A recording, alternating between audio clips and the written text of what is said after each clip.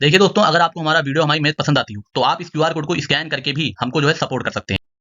नमस्कार दोस्तों, स्वागत है आपका। तो देखिए, इस वीडियो में बात करेंगे गोवा स्टाफ सिलेक्शन कमीशन की तरफ से आई हुई ग्रुप सी की पोस्ट की रिक्रूटमेंट के बारे में। इसमें देखिए, range forest officer, platoon commander, round forester, police constable driver, forest guard, warden, matron, lascar, scout और भी कई सारी पोस्ट हैं जिनके लिए वैकेंसीज आई हुई हैं। टोटल यहाँ पर 310 वैकेंसीज हैं। सैलरी आपकी यहाँ पर जो है वो पोस्ट वाइज वेरी करेगी, जो कि 18,000 से स्टार्ट होकर के 1,12,400 रुपीज पर मंथ तक रहेगी। जॉब लोकेशन इसमें आपकी गोवा में ही रहने वाली है। इसके एप्लीकेशन 20 फरवरी से शुरू हो चुके हैं और 13 मार्च तक आप इसके लिए अप्लाई कर पाएंगे। अब अगर बात करें पोस्ट वाइज वैकेंसीज की, तो देखिए, रेंज फॉरेस्ट ऑफिसर के लिए 2 वैकेंसीज हैं, प्लाटून कमांडर मेल के लिए 3 वैकेंसीज हैं, राउंड फॉरेस्टर के लिए 3 वैकेंसीज हैं, पुलिस कांस्टेबल मेल और फीमेल को मिला के 73 वैकेंसीज हैं, police constable arm police male के लिए 26 वैकेंसीज हैं, police constable driver grade 3 male के लिए 111 वैकेंसीज हैं, कांस्टेबल ग्रीजर मेल के लिए 1 वैकेंसी है, कांस्टेबल इलेक्ट्रीशियन मेल के लिए है, इसमें भी केवल 1 वैकेंसी है, फॉरेस्ट गार्ड मेल के लिए 9 वैकेंसीज हैं, असिस्टेंट सुपरिंटेंडेंट मेल के लिए 4 वैकेंसीज हैं, वार्डन मेल के लिए 60 वैकेंसीज हैं, मेट्रॉन फीमेल के लिए 10 वैकेंसीज हैं, लास्कर मेल के लिए 5 वैकेंसीज हैं, एस्कॉर्ट फीमेल के लिए 2 वैकेंसीज हैं। इस तरह से टोटल 310 वैकेंसीज जो है वो हो जाएंगी। अब अगर बात की जाए एजुकेशनल क्वालिफिकेशन की, तो देखिए, रेंज फॉरेस्ट ऑफिसर के लिए अगर आप अप्लाई करना चाह रहे हैं तो आपके पास बैचलर डिग्री होनी चाहिए साइंस में या फिर फॉरेस्ट्री में किसी रिकॉग्नाइज्ड यूनिवर्सिटी से।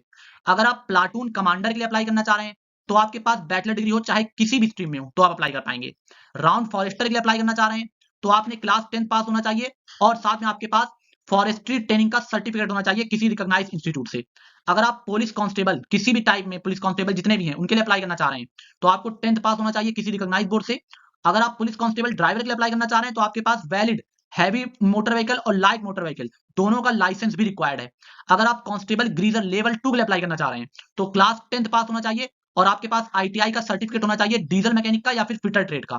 अगर आप कांस्टेबल इलेक्ट्रीशियन के लिए अप्लाई करना चाह रहे हैं तो क्लास 10th पास हो और आईटीआई का सर्टिफिकेट होना चाहिए इलेक्ट्रीशियन ट्रेड का। अब अगर आप देखिए, अगर forest guard, assistant superintendent, warden, matron, lascar, scout इन सब के लिए अप्लाई करना चाह रहे हैं तो आप क्लास 10th पास हो किसी भी रिकॉग्नाइज्ड बोर्ड से। और जो लास्कर के कैंडिडेट हैं उनको स्विमिंग आनी चाहिए और जो स्कॉट जो कि फीमेल के लिए है उनको एसएससी क्लास 10th पास हो या फिर अगर उन्होंने आईटीआई पास कर रखी है तो भी वो इसके लिए अप्लाई कर सकते हैं। तो देखिए, यहाँ पे मैंने पोस्ट वाइज आपको अलग अलग क्या एजुकेशनल क्वालिफिकेशन है बहुत डिटेल से बता दी है। अब देखिए, अब अगर बात करें पोस्ट वाइज एज की, तो देखिए, पुलिस कांस्टेबल ड्राइवर ग्रेड 3 के लिए 25 से 28 ईयर्स मैक्सिमम एज लिमिट है ये। इसी तरह से पुलिस कांस्टेबल आर्म पुलिस और प्लाटून कमांडर के लिए 28 ईयर्स है। कांस्टेबल ग्रीजर और इलेक्ट्रीशियन वार्डन मेट्रोन के लिए 30 इयर्स मैक्सिमम एज लिमिट है।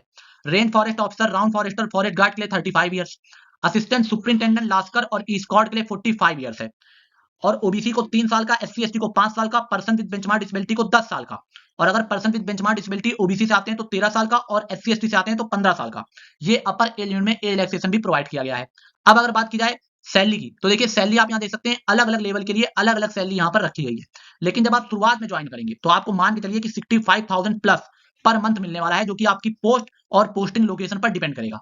अब अगर बात की जाए सिलेक्शन प्रोसेस की, तो 4 स्टेज का यहाँ पर सिलेक्शन प्रोसेस रखा गया है। सबसे पहले आपका कंप्यूटर बेस्ड टेस्ट होगा जो कि स्क्रीनिंग राउंड है। इसमें देखिए 60 मार्क्स का होगा और इसके लिए आपको 75 मिनट्स का टाइम मिलेगा।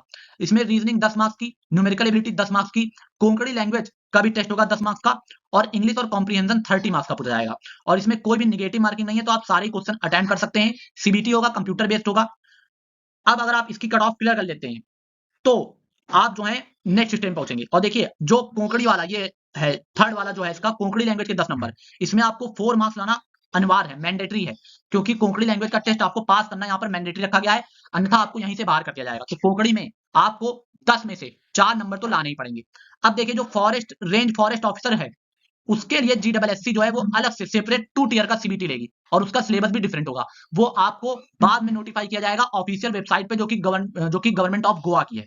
यानी कि जीडब्ल्यूएससी की जो वेबसाइट है उस पे आपको जो है अलग से बताया जाएगा। बाकी सबके लिए सीबीटी कॉमन रहेगा। अब अगर बात करें स्टेज 2 की, तो उसमें आपका फिजिकल एंड्योरेंस टेस्ट होगा जो कि आपको पास करना होगा। उसके बाद आपका एक कंप्यूटर बेस्ड टेस्ट सेकंड होगा और ये जो सीबीटी सेकंड होगा यही फाइनल मेरिट का एग्जाम होगा। इसका सिलेबस और मार्क्स जो है वो ग्रुप के मतलब किस ग्रुप के लिए आप अप्लाई कर रहे हैं उस ग्रुप के हिसाब से वेरी करेगा। और जो अलग अलग पोस्ट ग्रुप हैं उनके लिए अलग अलग सीबीटी 2 का सिलेबस भी रहेगा और पैटर्न भी रहेगा। और फाइनल सिलेक्शन आपका जो होगा वो सीबीटी 2 के मार्क्स के आधार पर ही होना है। फिजिकल एंड्योरेंस टेस्ट तो केवल आपको क्वालिफाइंग करना है। तो ये तो हो गया सिलेक्शन प्रोसेस के बारे में। अब अगर बात करें आप इसके लिए अप्लाई कैसे कर सकते हैं, देखिए डायरेक्ट लिंक आपको हम वीडियो के डिस्क्रिप्शन में प्रोवाइड कर दे रहे हैं और बाकी ये सारे स्टेप लिखे हुए हैं, इनको फॉलो कर लीजिए, फिर आपको अप्लाई करने में कोई भी प्रॉब्लम नहीं आने वाली है। अब अगर बात करें कि इंपॉर्टेंट डेट्स की, तो देखिए नोटिफिकेशन 20 फरवरी को आया था, 20 फरवरी से ही अप्लाई होना शुरू हो चुका है, 13 मार्च लास्ट डेट अप्लाई करने की और ये सारी डेट्स आपको बाद में बताई जाएंगी। अब अगर बात करें फीस की, तो देखिए फीस जो है अलग अलग पोस्ट और अलग अलग कैटेगरी के हिसाब से अलग अलग है, वो जब आप फॉर्म भरेंगे तो आपको अपनी कैटेगरी के हिसाब से दिख जाएगी, तो वो आप पे कर दीजिएगा। तो बस अब इस वीडियो में देखिए इतना ही था बताने के लिए, देखिए बहुत मेहनत लगती है इस तरह की वीडियो जानकारी आप तक लाने के लिए। अगर आपको हमारा वीडियो पसंद आए इसको लाइक करें, इस जानकारी को अपने दोस्तों से भी साझा करिए और चैनल को सब्सक्राइब भी कर लिया करिए। बहुत बहुत धन्यवाद आपका। देखिए दोस्तों, अगर आपको हमारा वीडियो हमारी मैथ पसंद आती हो तो आप इस क्यूआर कोड को स्कैन करके भी हमको जो है सपोर्ट कर सकते हैं।